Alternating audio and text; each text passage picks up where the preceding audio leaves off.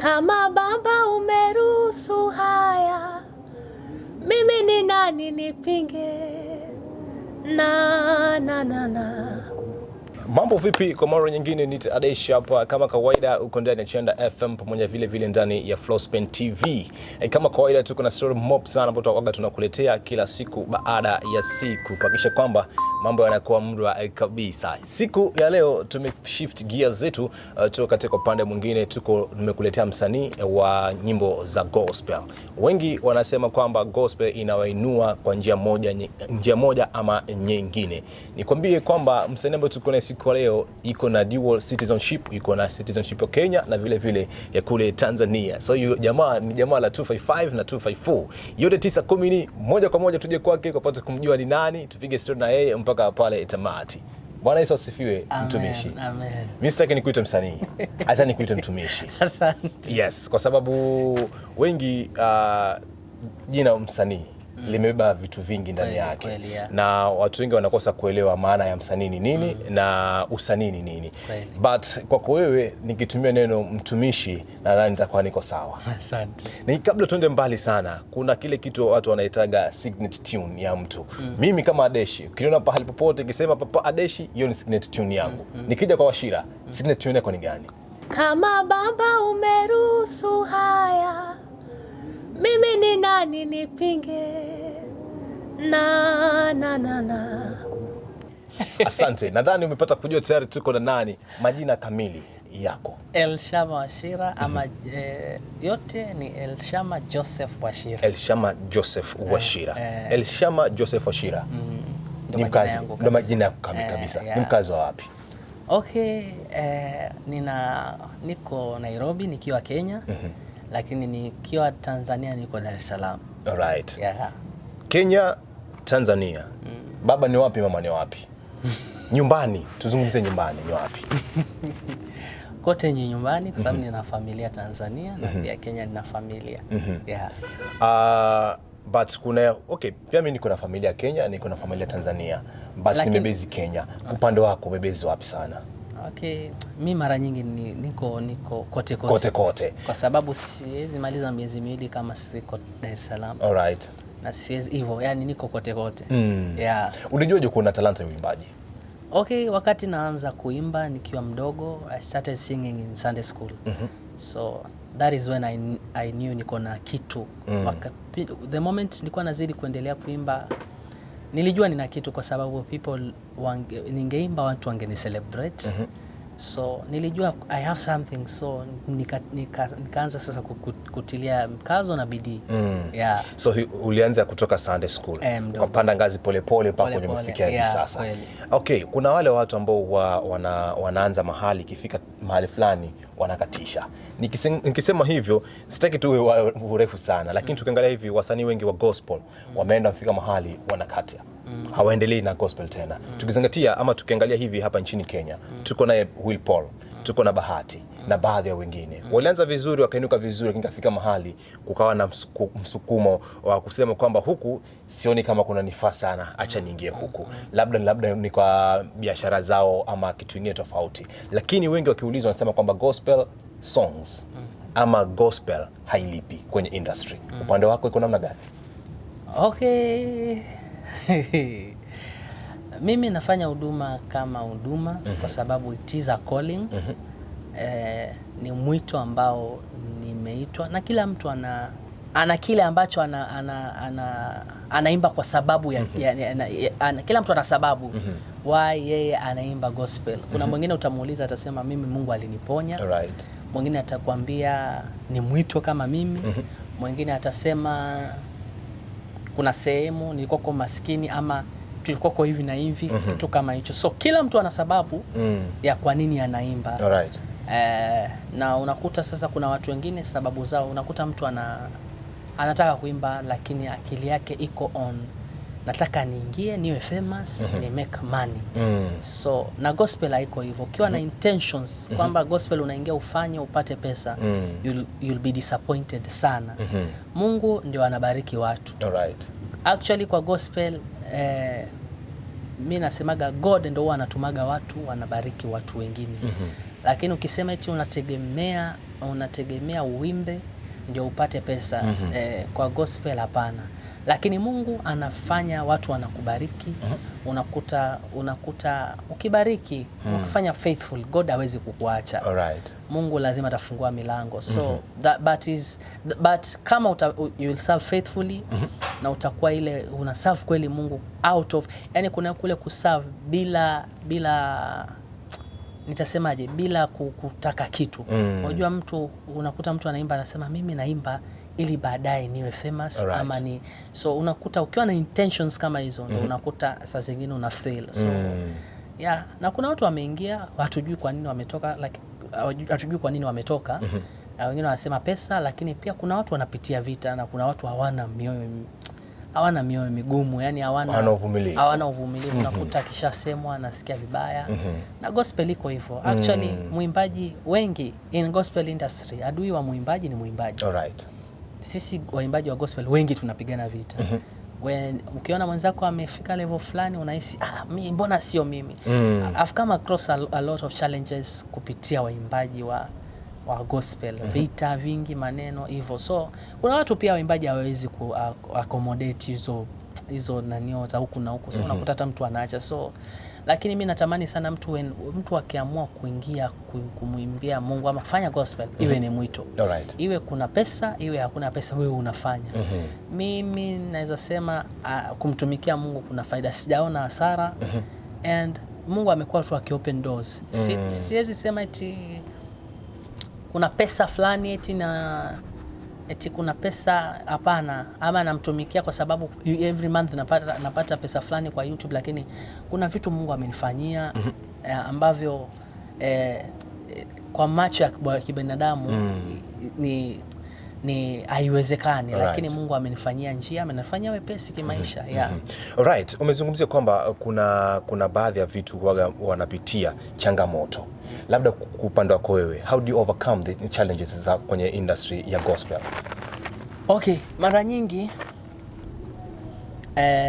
adui akishindwa kukumaliza kwa vita vingine, sauti za adui. Wakati utasikiliza adui anasema nini, hapo utavunjika moyo, kwa sababu ukianza kusikia washira watu wanamsema vipi huko nje, utaanza kuhisi huko chini. So mara nyingi mimi nafunga masikio, nafanya kile kinani concern mimi, kile ambacho nahisi this is my calling. Kile ambacho nahisi mimi nakifanya ni sawa, nakifanya. Nafunga masikio, sitaki kujua watu watanisemaje. Alright. Yeah, and I trust in God. Na nikisha muamini Mungu, I know, najua tu God will fight for me. So mara nyingi siwapatie adui nafasi ya kukaa kuwasikiliza. Kwa sababu nikiwasikiliza nitavunjika moyo na nitaacha. Kwa sababu the more unasikia, the more unaamini. Ukisikia the more, yani unasikia the more unavunjika moyo. So funga masikio, kisha funga masikio, focus, fanya kila unafanya. Wengi wanaongea ili wakukatishe mori ama tamaa ya kusonga ama ya kufanya kazi. Yeah. Okay, kama baba umeruhusu haya, hiyo ndo ngoma yako unaweza sema kwamba ambayo imekutoa. Yeah. Ni ngoma ambayo imekutoa, imekuweka kwenye soko la muziki wa Injili.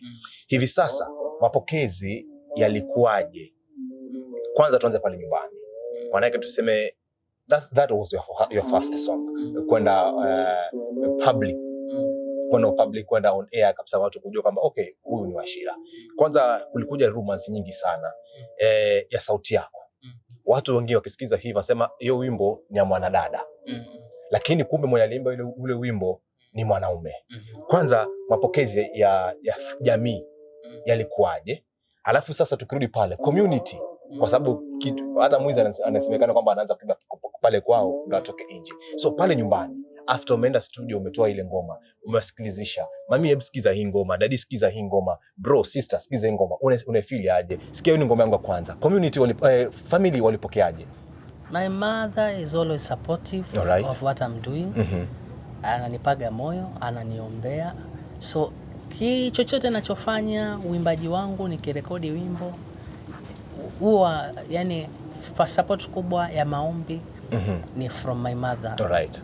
So wakati nilitoa huo wimbo, My mother alishtuka kwanza, mbona umetoa wimbo lakini ni mzuri, una ujumbe. So family na support na huko nje community. At first hata watu wengi walikuwa nafikiri nyimbo ya Martha. Hata kwa wengi kama hujaiangalia ungejua ni Martha. Lakini yes. As times goes by watu walianza kujua ni nani ameimba. Na kile what God ordains, kile Mungu anakinanio, Mungu anakithibitisha. Yep.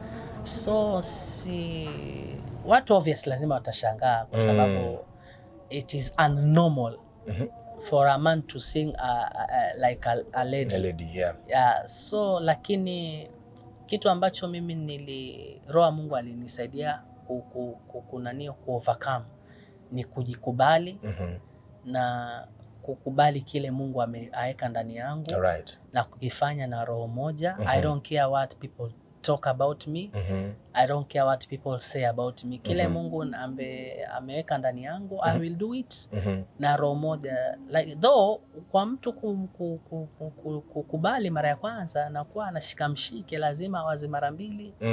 Lakini Mungu kibali cha Mungu kikiwa juu ya mtu atasikilizwa.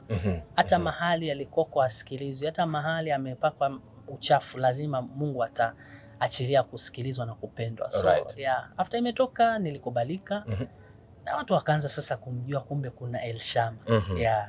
So tutoke hapo kidogo kwenye umekubalika, watu wamekubali kwamba ni ngoma ya Elshama, inabariki, inainua kutoka level moja mpaka nyingine. Labda watu wanapitia magumu, nikisikiza hii ngoma, oh God yuko ananisaidia. Ni kitu gani ambacho kilikusukuma kufanya huu wimbo?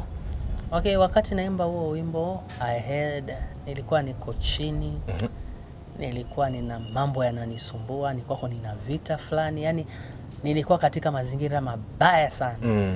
So wakati nilikuwa namuuliza Mungu, what is this? Ni nini, nitatokaje? Mungu hii ni nini? So nikawa nasoma kitabu, I came across kitabu cha Ayubu. So nikawa nasoma and Ayubu Mungu aliruhusu. Kuna Ayubu alipigwa mapigo, lakini sasa God aliruhusu shetani aachilie yale majaribu ama amjaribu Ayubu. Lakini Mungu akamwambia shetani, unaweza kugusa mwili wake lakini roho yake usiiguse. So nikajifundisha kuna vitu katika maisha tunapitia na huenda Mungu ameruhusu. Masikini wako Mungu ameruhusu. Na Mungu kumwambia shetani mguse kwa sababu shetani alikuwa amemwambia huyu hapana na kutumikia kwa sababu ana mali. Nikichukua zile mali atakuacha. So Mungu alitaka kumthibitishia shetani kwamba Ayubu ni mtumishi wangu, hata niacha. So kuna vitu Mungu anaruhusu masikini ili ukisimama na Mungu baadaye Mungu anafurahia kwamba huyu ni mwanangu kweli. So and nikatiwa moyo na ile story and I was like kumbe ninachopitia kinaweza Mungu akakiruhusu. So nini nitafanya? Kwa sababu kama jaribu limeruhusiwa na Mungu, hiyo si ya kukuua. So I was like, God, basi give me grace to overcome. And that is where nipe neema ilikuja. Na nikaenda studio nikaimba. It was a prayer. God, give me grace to overcome temptation, majaribu hizo zote. Nipe neema. It was a prayer song and nikaifanya.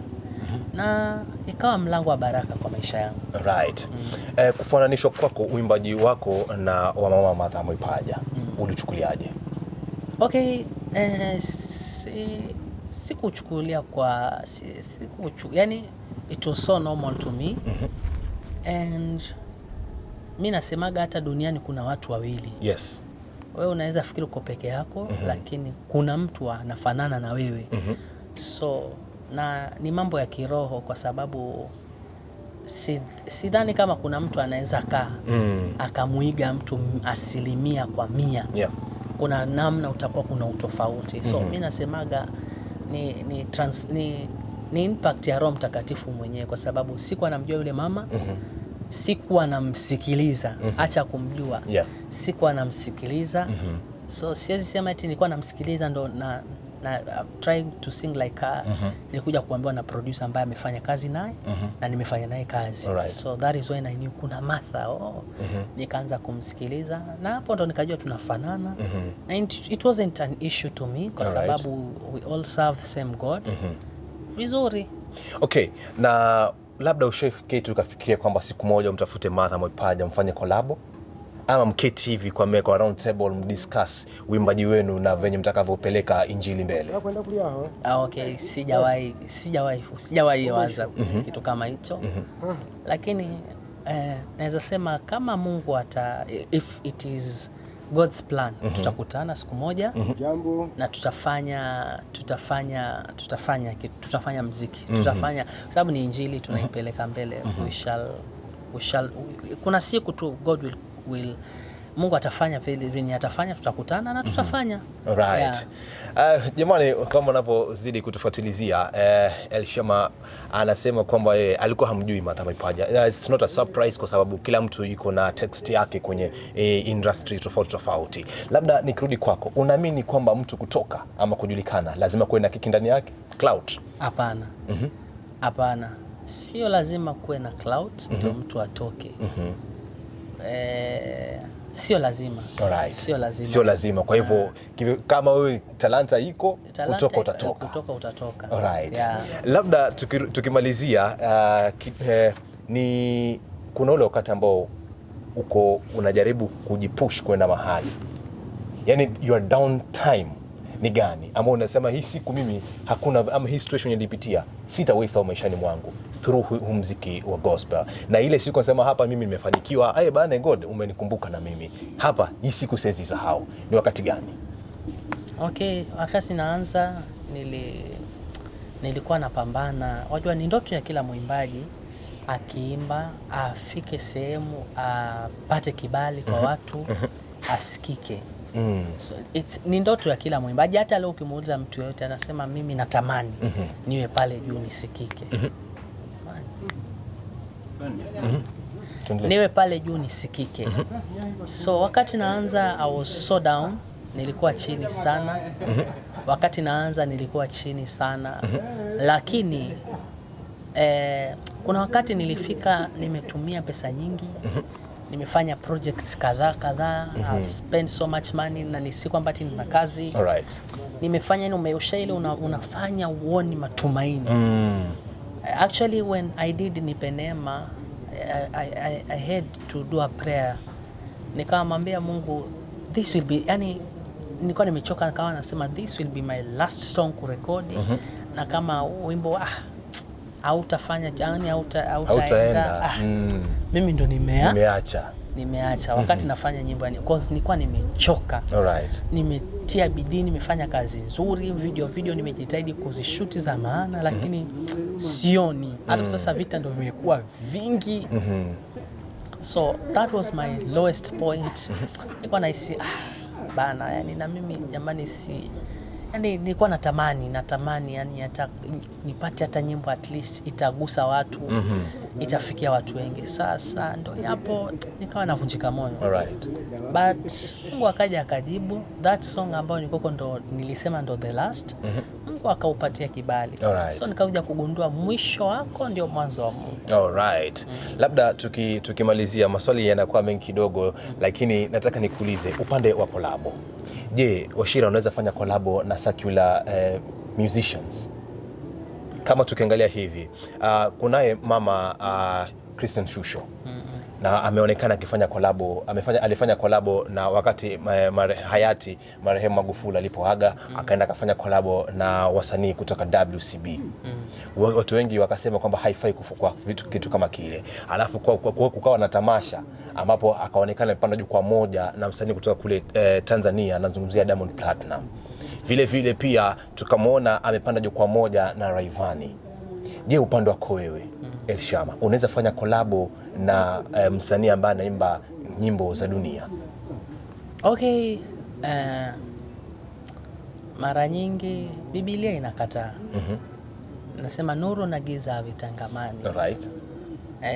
Siwezi, labda aamue kuokoka. Aamue kuokoka na tufanye kitu. Akishaamua kuokoka, tunaweza fanya kitu, kwa sababu atakuwa mwana wa nuru.